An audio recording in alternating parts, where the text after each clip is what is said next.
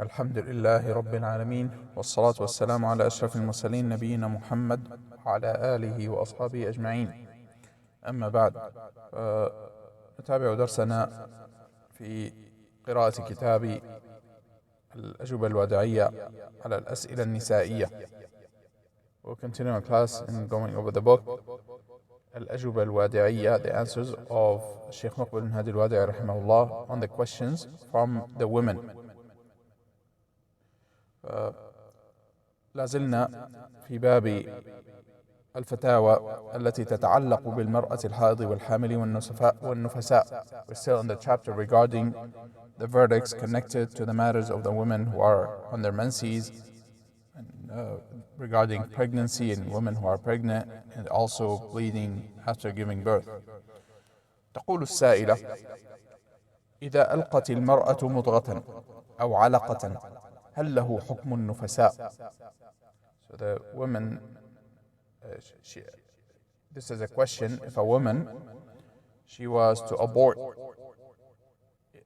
she was to lose her pregnancy and have a miscarriage, not abort.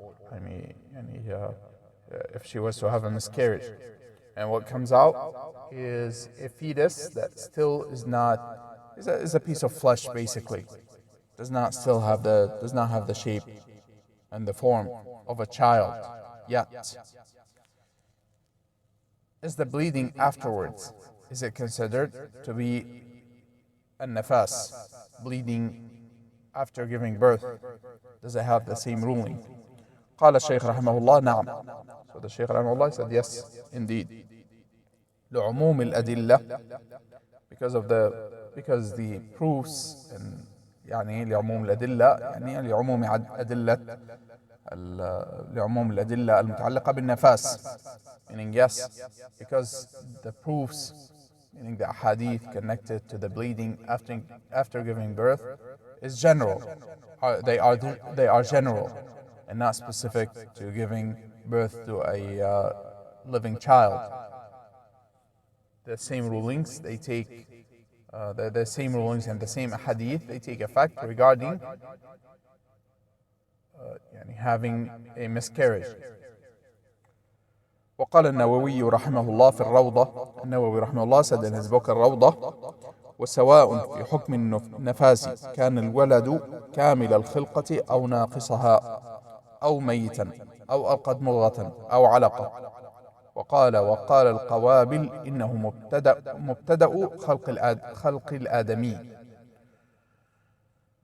So An-Nawawi rahimahullah, he said that the ruling regarding nafas, regarding bleeding after giving birth, the same rulings, they take effect whether the child was born complete in its creation and its form, even if it was born alive, the child was born alive, or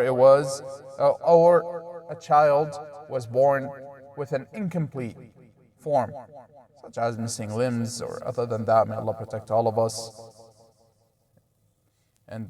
or it was dead. So she gave birth to a stillborn child. أو ألقت مضغة, or she gave birth, or rather she had a miscarriage, and what came out was a piece of flesh, or even a small clot of blood from the womb. All of that, he said, all of that is the beginning of the creation of the human being. So all of that, they take the same rulings. وقال في المجموع, and he said in his book المجموع: فرع قال أصحابنا لا يشترط في ثبوت حكم النفاس أن يكون الولد كامل الخلقة. He said this is a subsection that the people who take his same madhab, who are upon his same madhab, they said that it is not a condition in regards to considering the bleeding after giving birth to be nafas, to be the normal bleeding after giving birth, that the child is born with a complete creation. وَلَا حَيًّا, nor is it a condition that it is born, that the child is born alive. بل لو وضعت ميتا. Rather, if his mother, she had a miscarriage and she gave birth to a stillborn child, that child. أو لحما تصور فيه صورة آدمي, or a piece of flesh that looks like a human being. أو لم يتصور, or that doesn't even look like a human being. وقال القوابل إنه لحم آدمي ثبت حكم النفاس. If the doctors or they ruled that it was flesh of a human being, then she takes the ruling of being in her nafas, in her bleeding after giving birth. قال هكذا صرح به المتولي وآخرون. وقال الماوردي ضابطه أن تضع ما تنقضي به العدة وتصير به ولد. نعم. وقال محمد بن إسماعيل الأمير رحمه الله في منحة الغفار على ضوء النهار, likewise mentioned, يعني quoted, والحمل لغة يصدق على غير المتخلق. Pregnancy in the language, linguistic meaning, is considered even for the flesh, the piece of flesh or the fetus that does not have the form of a human yet. ولم يأتي عن الشارع اشتراط المتخلق. There's nothing from the legislation that mentions that it is a condition that it must have the form of a human. والآيات وردت بلفظ وضع الحمل. And rather, the verses, they came with the mentioning of aborting the pregnancy or giving birth to that which is in the womb. Meaning whether it's alive, whether it's a child, living child, or a stillborn child, or in this case, that she had a miscarriage and the child came out. As long as the child came out of her womb,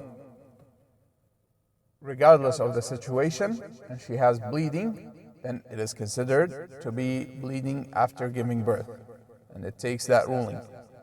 Now, وقال الشيخ رحمه الله وقد خرج عبد بن حميد عن الحسن وابن سيرين وإبراهيم النخعي وقتادة أنها إذا أسقطت المرأة. So he mentioned several of the Salaf رحمهم الله that they mentioned إذا أسقطت المرأة أو وضعت علقة أو مضغة. If the woman, she had a miscarriage and what came out was a piece of flesh or even a clot of blood, فقد انقضت العدة. فهذه أقوال السلف تؤيد البقاء على المعنى اللغوي. So she is considered, so if she was to have a miscarriage, and what comes out is either a child that has the form of a human being or a fetus that has the form of a human being, or does not have the form of a human being, or that it is just a piece of flesh, or that it is a clot of blood of a human being, then if she was in her iddah, if she was, for example, divorced and she was pregnant, or her husband has died while she was pregnant, and she became pregnant and she gave birth to a child. Of course, her waiting period, her iddah, in which she's not allowed to get married, ends with her giving birth, as is known. So if she was to have a miscarriage, and as we mentioned, regardless of what comes out, whether it is a piece of flesh or clot of blood or a fetus that has the form of a human being or does not have the form of a human being, regardless of what the condition is, her waiting period ends. Her iddah ends. Now, فهذه أقوال السلف, those are the statements of the righteous predecessors, may Allah have mercy on them. تؤيد البقاء على المعنى اللغوي. It keeps the meaning and it preserves the meaning of the linguistic, it preserves the linguistic meaning of giving birth. Now, والدليل of the what النفاس is. والدليل على من اشترط التخلق.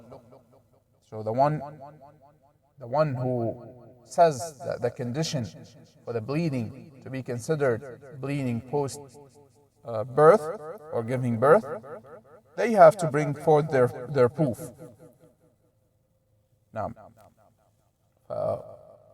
هذا أيضا يدلنا كما مر معنا في دروس سابقة أنه لا ينبغي ولا يجوز للمرأة أن تسقط الحمل إلا بالشروط التي ذكرها أهل العلم، وهي أن يذكر الأطباء المسلمون العدول منهم أنها إذا بقيت على حملها أنه ليس عندهم شك أنها ستهلك، أو يغلب عندهم الظن بقوة أنها ستهلك، يعني أن الأم ستموت. فحينئذ قال بعض أهل العلم يجوز أن تسقط الحمل في هذه الحالة حفاظا على حياتها، لأنها هي الأصل، فيجوز أن تسقط الحمل، وهذا قبل أن ينفخ فيه الروح، يعني عند كونه مضغة أو علقة، وليس عندما يتخلق وتنفخ فيه الروح. So this also shows us that it is impermissible to abort pregnancy, except with what the people of knowledge mentioned as a condition. That the doctors, trustworthy Muslim doctors, they agree that if she was to keep her pregnancy, then they were certain or almost certain that she will die because of an illness or the likes. They were certain that the mother will die if she was to keep her pregnancy. And it was during the beginning of her pregnancy, before the soul is blown in the child. So before the fetus becomes in the shape and the form of a human being, and the soul is blown in it. Now, in that case, some of the people of knowledge, they say she is allowed to abort her pregnancy. والله تعالى أعلى وأعلم، وصلى الله وسلم وبارك على نبينا محمد وعلى آله وأصحابه أجمعين.